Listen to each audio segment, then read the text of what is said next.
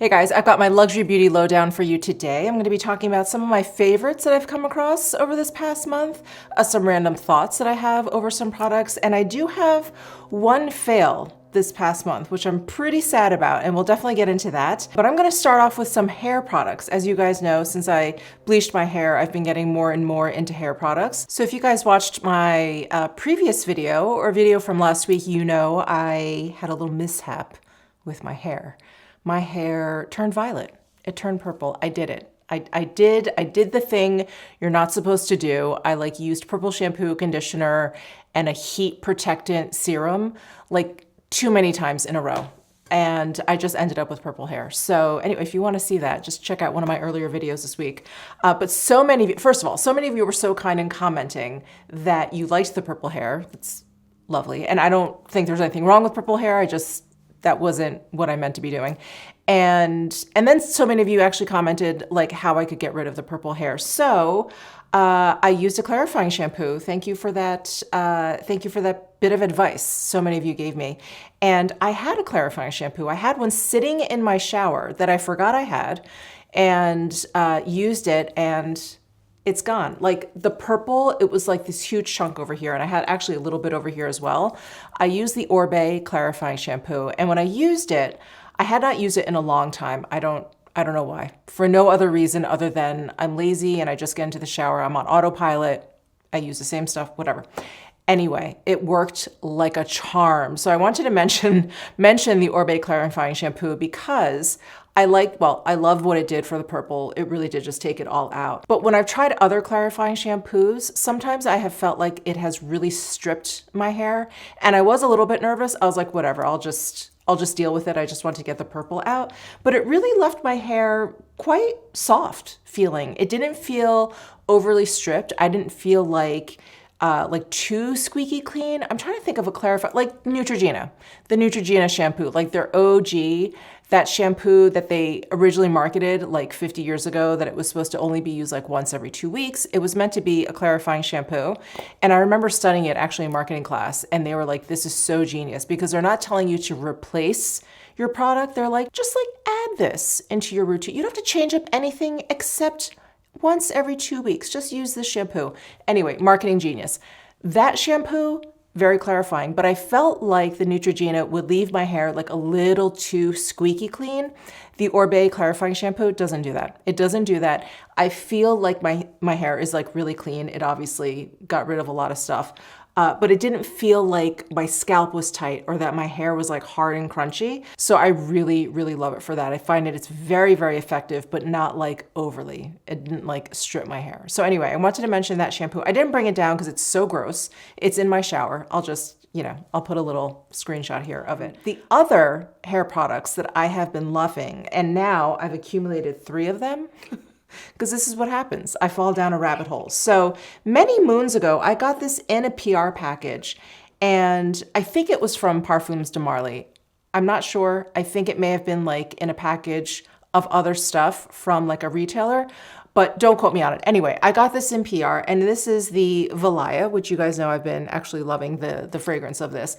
But this is their hair mist. It's called a hair perfume. It comes in this pump bottle. This is like a metal bottle, but it's a pump. It's not aerosol. And I like put it in my hair stuff drawer, completely forgot about it. And there's one thing that I'm kind of paranoid with my hair. So I used to be before I bleached it, I used to be someone that washed their hair every day, sometimes twice a day. If I washed it and then worked out, I'd wash it again. Not a problem. I liked washing my hair. I liked having a clean scalp. I liked having clean, fresh smelling hair. And now that I've bleached my hair, I probably wash my hair every other time. And I'm just paranoid. I'm paranoid on that day when I don't wash my hair that my hair smells. And I do use like other products. I'm not the biggest fan of dry shampoo, but I do like that Living Proof. I've shown it to you guys. It is more of like a volumizing spray. I like that because it gives like a little bit of height to my hair here, which I like. Dry shampoos, you know, I'll use them if I'm kind of desperate, if I feel like my hair is looking kind of greasy, but they're not my favorite, mainly because I do have a pretty sensitive scalp. I am prone to eczema, all those things, and I just feel like, I don't know, I think it's all mental, right? I just feel like I've got like gunk in my hair. So anyway, I don't like to put a ton of stuff in my hair, and so if I'm not using any kind of like hair products, I don't get the fragrance from those hair products, is my point. Sorry, is my point in telling you all this. So on that day that I don't wash my hair, I get very, very paranoid that I smell like scalpy. I hate that smell. I hate it so much. And so I like dug around in my drawer and I was like, oh my God, I have a hair perfume. So I started using this and I was like, oh, I kind of like it. Like a little spritz. It makes me feel refreshed. It makes my hair feel fresher, even though there's like no cleaning properties in there or whatever. It just makes me feel fresher. Of course, it's all probably in my head. And then in my advent calendar that I opened up during Mishmas from Diptyque, I got the Fleur de Peau hair, I think it's just called hair mist. Yeah, hair mist. So this is hair perfume. This one's called hair mist. And I was like, oh, I have another thing to put in my hair. So then I tried this and I just loved having like all of these different options. So this Valaya has a little bit of like a sweet, like a Parfums de Marly kind of like lighter than Delina, but like a sweet, very feminine kind of fragrance. This Fleur de Peau is much cleaner, a much, much cleaner fragrance. So if I want something that's a little bit more unisex, a little bit cleaner, I'll use this one. And then, of course, because I can't stop there, I did go out and I purchased the Diptyque Orilla. Now you guys know the Orilla fragrance is one of my all-time favorites. It is a fragrance that I do think is probably most, if I had to say, probably most appropriate for the colder months because it's very warm, but I use it all year round, all year round. So much of my clothing smells like it now. If I don't know, or if I'm like, you know, short on time, I'll just reach for my Orilla. I've come to really love it. So when I discovered that they had a hair mist, I was like, oh my God, I've got to try it. And boy, oh boy, is this absolutely amazing. And I feel like it just kind of rounds out my hair perfume collection here because this one is, you know, a little bit deeper. There's a little bit of sweetness, but there's deeper notes in there. So it's a little bit, you know, unisex in a different way from the Fleur de Peau. So this is very light, bright, very clean. This is much more warmer and darker. And then this one has like the sweetness to it. It's very feminine. So I feel like I now have like a nice rounded out hair perfume collection. For those like days in between shampooing, I love using a hair mist. So if you guys are, I don't know, paranoid about that too, or if you go longer without washing your hair and maybe you feel the same way as I do, like, I don't know, just using dry shampoo like day after day, I'm sure it starts to feel a lot like buildup. Maybe you just want something a little bit lighter. Try hair perfume. I've really, really been enjoying it, really enjoying it. And it's just a nice like freshener. Okay, before I get into my favorites and my random thoughts about products that I've tried over this past month, I'm just gonna talk about the fails and just get it over with, or the fail, I should say. I've got one fail. And I really wanted to like this product. And I tried it very quickly, and I even made a short that I didn't publish. I was like, I need to try these again because I quickly filmed the short before I was leaving for a trip. And it is the Summer Fridays flushed lip stain. So they sent me 6 of the shades. I believe there's only 6. Now, these are meant to be a stain, right? It's in the name, it's in the description. They're supposed to last a long time. They have a marker tip. Like they're not screwing around. They're not screwing around for sure. However, they are a little bit too budge proof. I mean, if that's what you're looking for, my goodness, look no further. They go on, they're weightless. They're very thin because of that like marker applicator. It's like an ink almost that goes onto your lips. So they're weightless. They're completely undetectable. They're odor free. So they're great for that. But when I was swatching all of these, I was trying to remove them in between my swatches. I couldn't get them off. And so my lips were just getting like darker and darker, and I didn't feel like I was able to give you like a proper swatch of each of these colors, which was another reason why I didn't put the short up. And then when I came to the last color, I was like rushing to try and like take it off. I used normal makeup remover wipe. I have these sitting here, these Almay biodegradable wipes. I used my trusty Kogendo cleansing spa water. I used that. I used, I didn't have like a makeup removing like oil, like a biphasal oil down here. So sometimes what I'll do is I'll just put like a lotion on my lips because the oils in there usually can break down pretty much anything. And I was like, it's just, you know, on my lips or whatever. So I can't remember which lotion I used, but I used like a lotion type product, one that was like kind of oily, very emollient.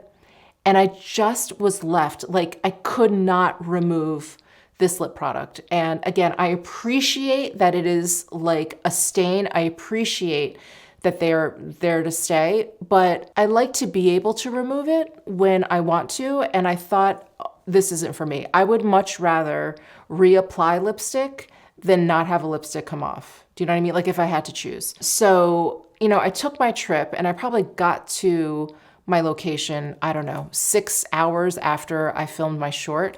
And I still had it on my lips and I still couldn't like quite remove it all. It was so annoying because I could see people like looking down at my lips, and I tried like the deepest color last. And it was just kind of like stuck in my lip crevices. I tried lip balm, I tried a lip mask, like everything to like just at least like, just like take it, and I couldn't take it off. Anyway, if you're looking for something that is completely budge free, look no further. These are great. The colors are very, very nice. The applicator's great, like I said, but they're not for me. They're not for me. I need something that I can at least remove if I'm using like a makeup remover. So that is the one fail from this past month. Let me talk about not really a fail, but just, I don't know, it's kind of more of a PSA. So I did a video where I tried out the new Natasha Denona high glosses, and they did send them to me in PR. So I tried all 7 of the shades.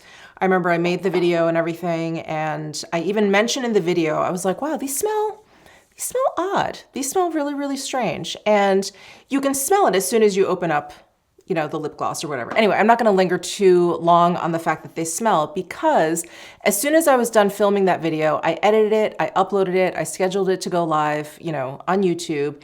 And I got an email from the Natasha Denona team saying, look, we've noticed an interesting odor in our products. Not all of the shades, but I think 5 out of the 7. And they're like, we just want you to be aware, we're reformulating it. They're gonna be resending it out to me. And I replied to them and I said, look, I have a video going up. I do mention the odor.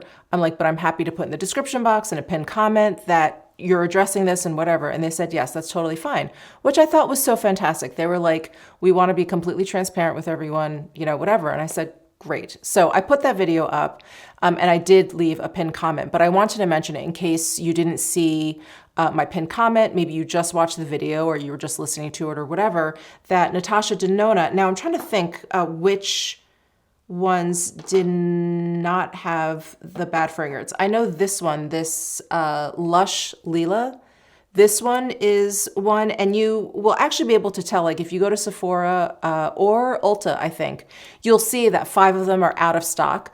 Those are the 5 with the odor issue, and then the 2 that are there, they were there the last time I checked, are the good ones. So it's Lush Lila, and then I think it's, maybe it's this, maybe it's the cherry one? I'm not sure.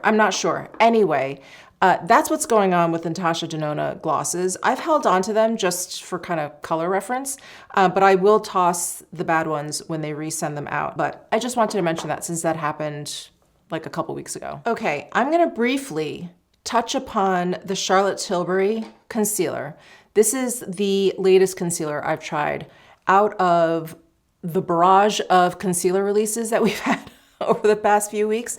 So you guys know I tried the Prada concealer when that came out. I tried the new Chanel concealer when that came out. I tried the Suku Creamy Cover Concealer. The Suku one by far, I think, is the most beautiful on the skin. It has a really beautiful like finish to it. It has a nice decent amount of coverage. All the coverage of these 3 are fairly similar between the Suku, the Chanel, and the Prada. And then the Charlotte Tilbury came along. This has much more coverage than those 3. I have to keep playing around with it, which is why I'm just gonna talk about this briefly, because I'm gonna do a video just talking about all the new concealers, because I just got another one in the mail from Milk Makeup. They came out with a new concealer. So anyway, I wanna try that one as well. This one has much more coverage than those 3. This one, it wears very, very well, especially for like a full coverage concealer.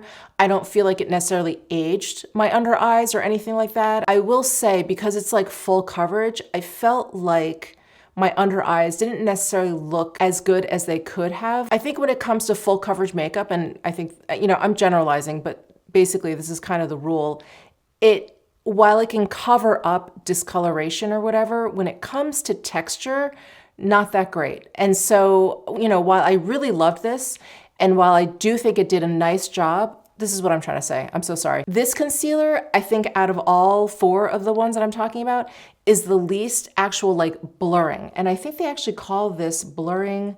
Yeah, the Airbrush Flawless Blur Concealer.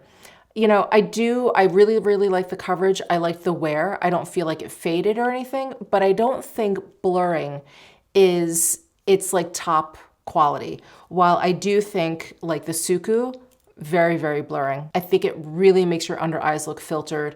The Chanel does too, to a degree, same with the Prada to a degree, but they're a little bit lighter in that department, I think, than the Suku.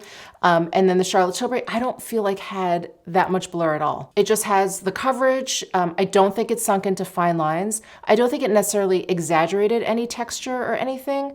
But yeah, I don't think I would go so far as to say it was blurring, but I am going to keep playing around with them. And then I think what I'm going to do when I test the Milk Makeup one, I'll make a video kind of ranking these 5. I don't know if any more are coming out, but ranking those 5. So anyway, I just wanted to mention those concealers. Let's just jump over to eyes, because I have been loving this Patrick Ta Major Dimension Essential Artistry Edit Eyeshadow Palette. So many words. This comes in 2 different shades. I have light, and I just love these 6 shadows. And when I picked this up, I thought, oh boy, Michele, you've got these shades, somewhere else. Are you really gonna use this palette? You're getting another kind of all matte neutral palette. And I just really wanted to test the formula, because I like the larger Patrick Ta ones, and I wanted to see is the formula the same? Did he change it up? I really, really like the formula. I liked the larger ones. For some reason, I really like these. And I don't know, there's something about this neutral palette that I'm just very, very much drawn to. There's something about this shade range that every single shade in here is usable. They didn't use one pan for a liner shade, which is, is handy, is really, really great. But I never use that one pan as much as the rest or whatever. And I've just been reaching for it. I think the size is great. This is kind of the size of a typical quad. I think this is the same size as a Tom Ford quad, but we've got 6 shadows in there because he just didn't even bother with the little brushes. Great, because no one ever uses them anymore. It's just handy. It's handy. And it's been such a great, because it's all matte, such a great foundation palette for other shimmery shadows that I really love to wear. And that's what I did today. So I basically just have this shade, which is probably the one I've been using the most, this number 3, just all over my lid. And then I went in with the Merit Solo Shadow, the Sheen Shadow in Palladium. And I just tapped that in my inner corners. And I did want to mention these. Did I mention these in my last luxury favorites? I should have. I'm not sure. Well, I'll mention them now. I love these solo shadows. They're so good. They're so, so good. Yeah, I think I've mentioned them. Anyway, I use Palladium to kind of just brighten up the inner corners of my eyes. It's so great. What a great, easy eye look. One matte shade, one little shimmer shade. So easy. I love it. And the formula it's soft, but it's not too soft. It's not as soft as the YSL, which I really enjoy. And I love that creamy, soft formula that they have. This one, not as creamy, not as soft. So there's not as much kick up or anything, but it blends out beautifully on the lid. They apply beautifully. All of the pigmentation is also, at least on my skin, very accurate to what I see in the pan, because these shades always have the danger of going really warm on my lids for some reason. At least that's been my experience, especially with Charlotte Tilbury shadows. I've talked about that on my channel just endlessly, so apologies if this is very repetitive. But a lot of her shadows, they would look like this in the pan and they would turn orange on my lids. I hated it. Hated it. It was so frustrating because it would completely ruin your look and you'd be like, oh my God, what do I have on? Now I have an orange eyeshadow look. Anyway, these are very, very true to how they appear in the pan. Love this palette. So glad that I picked it up. I'm actually tempted to get the other, I don't know what the other one is called, but it's deeper. I don't know if it's just medium dark or if it's deep. I don't know what it's called, but the other shade of this one, I'm tempted to get it, even though it probably wouldn't be very appropriate for my super pale skin. But anyway, I digress. I love that palette, and I love these Merit Solo Shadows, the sheen ones, the ones that they just came out with a few months ago. The other eyeshadow I want to mention, I do love this so much. This is the Chantecaille Dusk eyeshadow trio, and this is part of their Flamingo collection. Look at that. They came out with a couple of trios as part of their Papillon, their butterfly collection, and I fell in love with that as well. It's something about the formula, this like baked gel formula, that when they add a little bit of like a satin sheen or like a little metallic shimmer in there, it just like comes to life when you apply it. Like in the pan, doesn't look that special. It's like, okay, you pick it up, you look at it on the brush, okay, not that special. And then as soon as you sweep it across your lid, all of a sudden it just, yeah, just like melts over your lid and it just comes to life. This taupe shade, you guys know, has won my heart. This is such a great one and done shade. Let me do a swatch of that. It's really, really elegant looking. Let me do swatches of the other two shades. The other trio that they have, Dawn, is also quite lovely. It is lighter and it's a little pinky peachier, a little bit truer to like the flamingo colors. But this is a great pairing to that one. But look at that purple. Look how beautiful that is. Oh, the sheen. And then it's got like this very, very subtle dimension. It's got kind of like that sooty kind of base to it. And then the sheen is in purple. It's just gorgeous, absolutely gorgeous. Been loving this trio. Oh, before we move on from eyes, let me just mention the new Liquid Silk from Lisa Eldridge. Not the new Liquid Silk, but the new shades in these Liquid Silk liquid eyeshadows. I have been loving Sylvia. Let me just do a swatch of this. At this gorgeous neutral. It is, again, it doesn't lean too warm, so it's perfectly neutral. There's even, if you look at it closely, a little bit of a gray base in there.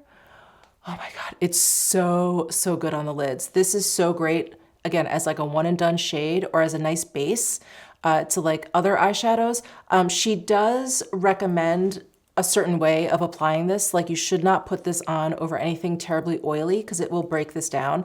But if you kind of like dry out your lids and you don't have too much like eye cream down or anything like that, this will set down and it won't budge. It is creaseless. So it makes for like a nice base. Again, almost like the Patrick Ta. I can put like a nice light layer of this down and then like add a little bit of a shimmer if I want on top. It's so beautiful. Or wear it alone. If you just want to like very, very simply, very elegantly, just sort of like elevate your look, this is so good, and so easy to use. Okay, let's talk about what's on my face. Now, I don't have any new foundations to talk about. I talked about all the new ones that I've been enjoying in my last luxury favorites. Today, I am wearing the new Armani Luminous Silk. Just so you're aware, I'm wearing shade number 2, this guy. I love it. I really, really love it. And I have heard this reformulation, of course, has not agreed with everyone. I happen to love it more than the previous version. And I was talking to Risa of Risa Does Makeup. I love chatting with her because our skin types are like polar opposites. Mine is very, very dry. It's always been very, very dry. And she has very oily skin, has always had oily skin. And she was like, do you like that new Luminous Silk? And I was like, I do. She's like, I'm not gonna like it then. And she got like a little, I think she got a little bottle or a little trial. Anyway, she tried it when we were in LA and she put it on. It looked great on her. I thought it looked wonderful. And then, you know, she added some powder because she has oily skin. And she was like, Michele, she's like, you know, by halfway through the day, she's like, her entire face was like an oil slick. So I don't know that this is great. This new reformulation is great for oilier skin. But if you have dry skin like mine, like the Sahara, it's great. It's really great. Anyway, I've already mentioned that. Let me talk about the other things that are on my face. The Dior Bronzing Balm Stick. Is that the full name? I always miss words. Dior Forever Skin Bronzer, I think Balming Stick or whatever. I use shade number 1, Light Fair. And I pretty much have this like all over my face. It's such a great bronzer. It also makes for a great like bronzer if you want to, you know, don't want to go like full contour and do like a full beat or anything. This is great. It just warms up my skin, gives my complexion a little bit more dimension. I'm so pale that I need a bronzer, and this has been wonderful. Blends out beautifully. The pigmentation is really nice too because it's more of like a balm stick. It's a little bit like less pigmentation than the foundation stick. So I wanted to mention that. I don't think I mentioned this in my last one. I think I tried this like right after I filmed my last luxury favorites. But anyway, this has been absolutely wonderful. And the tone is great. It's definitely warmer than any sort of, you know, typical contour, but it's not orangey. It's like a nice kind of like peachy tone to it. It's really, really lovely. So yeah, I have it all over.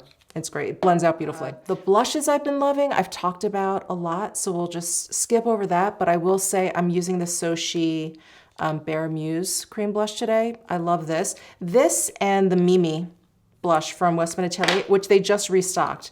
These are the two that I've been loving. Can you tell?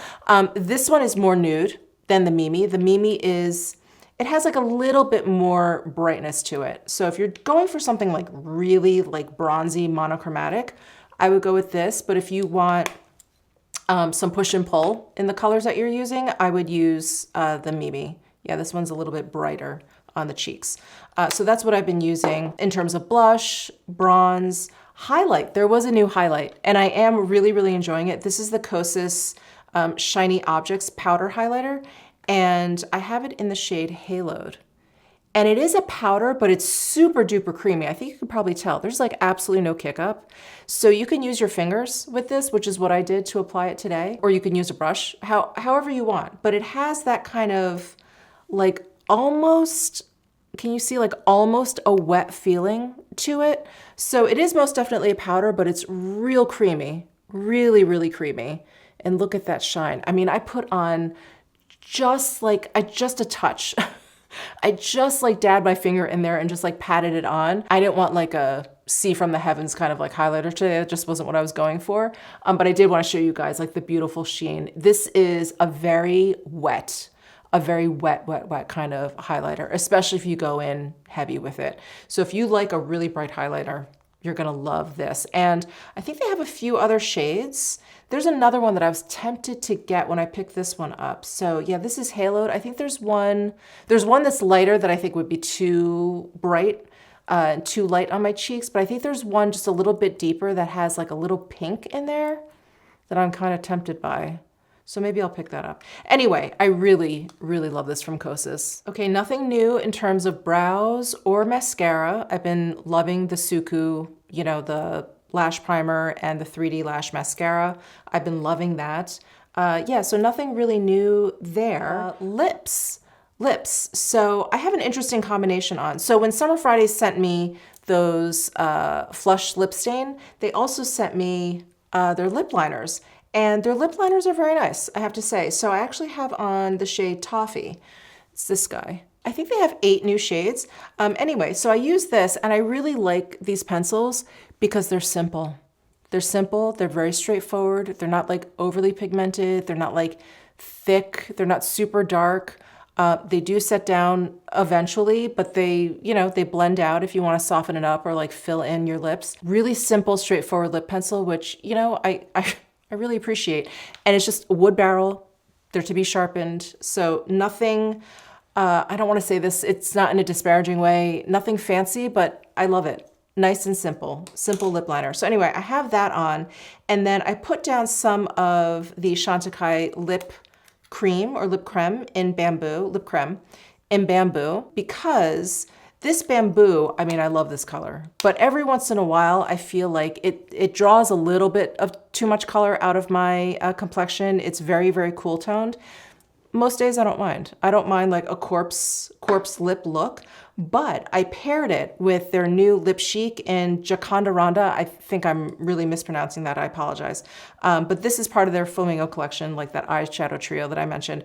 But this is one of their Lip Chics, and this is a beautiful nude, like a My Lips But Better kind of color, but there's a little bit of brightness to it. So when I dab this on top of the bamboo, it's like the perfect color. So this by itself is beautiful. It's absolutely beautiful. But if you like something like a little bit cooler toned, this also has probably a little bit more pigmentation than these. Not that you can't build these up. Like if you just, you know, keep going back and forth. You'll have like pretty much a full coverage lip color. But these are a little bit more of a traditional lipstick, if you will. Anyway, this combination is so good. It's so, so good. So if you have like a really cool toned lip color in your collection, you just want to brighten it up just a little bit. Maybe it's a little bit too, maybe it's like a matte color. You want to like not just brighten it up, but maybe like give it a little bit of juiciness. You can add this shade to it. It's so, so nice. But anyway, this color is beautiful by itself. Let me actually just do a swatch. It's so beautiful by itself. And this